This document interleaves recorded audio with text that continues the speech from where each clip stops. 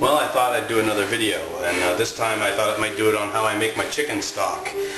For quite a while now I've been making chicken stock a couple of times a week, and then in the evenings I have it with, every night I have it, a hot bowl of that stock that I've made up with a little salt and pepper and saltines or something like that, oyster crackers or something. And what I do is start with chicken backs. And I have a local supermarket near me that'll sell these guys for about 50 cents a pound. Chicken backs. You know, it's dark meat. It makes a great tasty stock. It's stock so rich in protein that when it's cold, it's solid. Now I pack all this chicken in here so it touches the bottom, and get a little heat here. I gotta wash my hand before I touch that. But I put a little heat on that and a little olive oil. I want it to really brown. I want it to really brown and kind of stick to the bottom of the pan. It makes some nice taste, you know. I have this olive oil. I put a little olive oil in there, just a little. And some of this bouquet garni. This is like a Penzeys spice. I love Penzeys spices. And bouquet garni. It's got some savory, rosemary, thyme, oregano, basil, dill, marjoram, sage, and tarragon. I put a little sprinkle of that on. Pretty liberal sprinkling. And on she goes. Now in a little while, I'll come back when this has gotten sort of cooked up to, it's the wrong burn, until I get this thing going, until it really gets cooked pretty much on one side. It takes about 10 minutes, maybe 15 minutes. Of course, it's best to start with roast chicken, you know, when making a soup.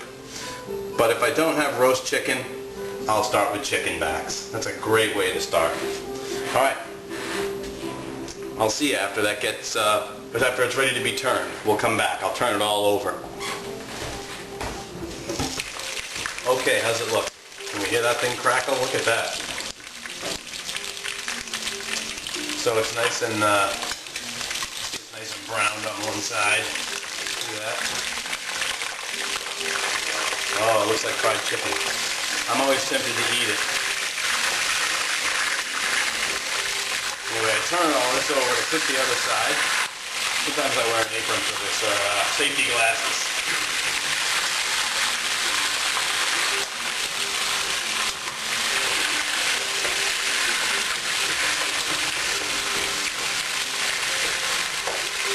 Oh, that's where all the flavor comes from, in the stock right there. So when this side is done, I'll put in my vegetables, and I'll turn the camera off for a little while, get my vegetables ready, and we'll come back and see how we start it simmering. Okay, I think it's looking pretty good right now. What do you think? Look at all that. It's cooking, and it's already soup right now. Alright. So now, I think I'm done. I just put in my vegetables and water, a few spices, and let it simmer. That's it. So I got a couple of carrots, you know, good carrots. Sometimes I'll cut them up a little bit, just keep things moving in there. Right? Celery, I like to use some with the leaves. This is some kind of celery called Pascal celery? I don't know what that means. I don't think it's a brand name. I don't know. I really love this stuff though. It seems like it's curled around really tightly. And it's got a stronger flavor than the stuff I seem to get at the bigger market, you know. A couple of bay leaves, right? Some peppercorns, like that. Some cloves, just a few cloves. I learned that from Julia Childs, right? The cook, PBS cook, Julia Child, you know. And look at this local garlic that's grown near me. I bought it at the farmer's market. I buy a lot of stuff at the farmer's market. So I'm gonna put just break that up and put it in. You know, I strain this when I'm done, so I really don't care about too much debris in there. Just want some of this local. Oh, that's buttery garlic. That's really good. Let's see. I like to put some of that in. And yeah, when I'm done, I strain all of this and I keep it in the fridge. And I also have a big onion here. What's soup without an onion? I always use a really big onion. I like an oniony soup. My dad used to say to me, and I'm not kidding, he'd say, when he was cooking, you know, he'd say, son, go and fetch me a great and worthy onion, like I was on a quest, you know. So, in honor of him, he always use a great and worthy onion like this one. Alright, and this too, I'll sometimes cut it up a little bit, just so it, you know, I don't need it in big pieces. I'm going to strain it all, but it's nice if it can sort of cook in, so I cut it up a little bit. And then I top it off with water and simmer. I'll be right back. Okay, so I'm back. I got my cold water in there. It already looks like soup, doesn't it? It already looks like you could just give me a spoon, I'll have a sip. But the chicken is, of course, still stuck to the bottom under there, okay? Now I turn the heat up all the way now and get this up to a boil or up to a simmer. You don't really ever want it to boil. You just want it to be at the smallest simmer you can. Over here I've got a burner that goes way, way down low. Just enough to just keep the surface bubbling slightly. And that's what you want, just a tiny little...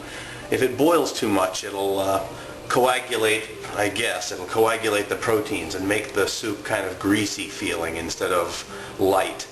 I've turned this all the way down now to the temperature at which I'll probably simmer it. I might move it to that back burner. But it just started to, the surface just started to show signs of simmering. And so I turned the heat all the way down at that point, and now it'll just be hours. Of course, I'm not going to film all of that. But I do take all this stuff off, I think only because my mother did. All this kind of protein stuff, it makes a foam on top right as it starts to break into a simmer. And I think they call it scum, right? Literally. But I always skim, and I'm not really careful to get all of it, but I take a good amount of it off. I don't think it would really hurt anything. It might just be, you know, my mom's old wives' tale. She might only do it because her mother did it, and there might be no real value behind it. And you can Google it, I guess, if you want. I just take some off. I don't know if it helps or not. And then I'm just going to let this sit. I wish you could smell it in here. I mean, once you start simmering it, oh man, the whole house. Actually, when you're cooking the chicken in the pan, the whole house just starts to just smell great. It's a great thing to do on a rainy day or a cold day when you get this wood stove is running and it's making it dry. All right, see that now? Now it looks pretty clear now. And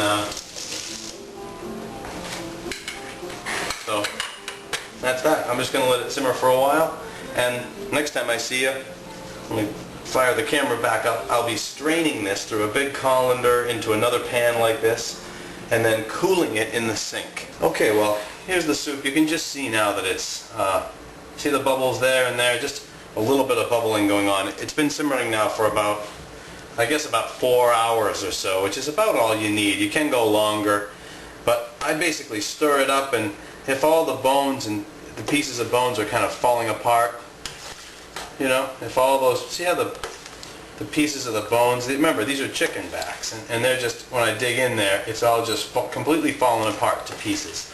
So I know that I've sort of cooked out all the protein and flavor that I'm going to get out of this.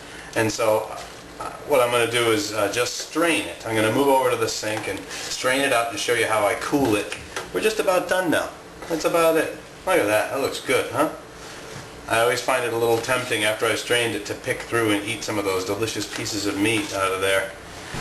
Okay, there comes my soup right off the pot there.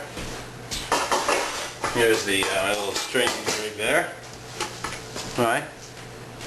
So now I'm going to just pour this guy.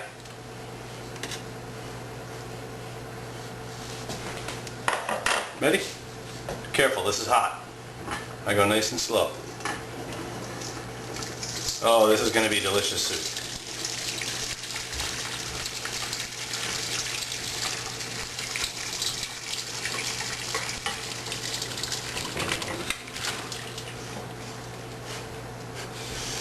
Okay, oh, I can smell all those, I can smell the cloves and the, oh, look at that. I wish you were here to smell it. Smell-o-vision, that's what we need.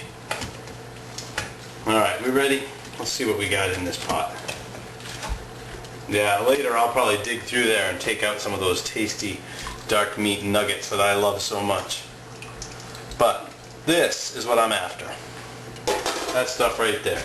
And what I'm going to do is fill up this sink with cold water. I don't want to take 200 degree soup and put it right into my refrigerator because I have to pay for the electricity to cool that all back down. So I've gotten in the habit of filling up my sink with cold water and submerging this in it up to here or so.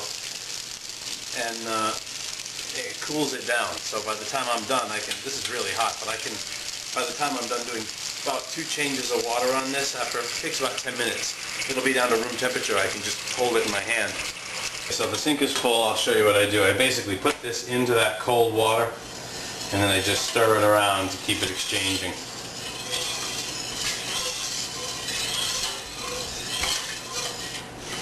And just doing this for about, I don't know, a few minutes, 3 or 4 or 5 minutes in one bath of water.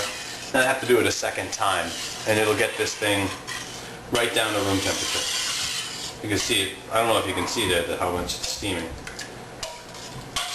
And again, all this fat will harden up and solidify and stay right on top in the fridge.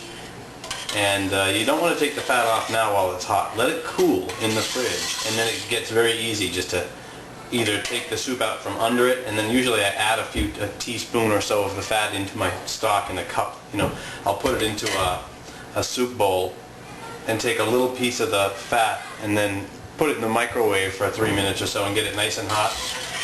Every night with saltines.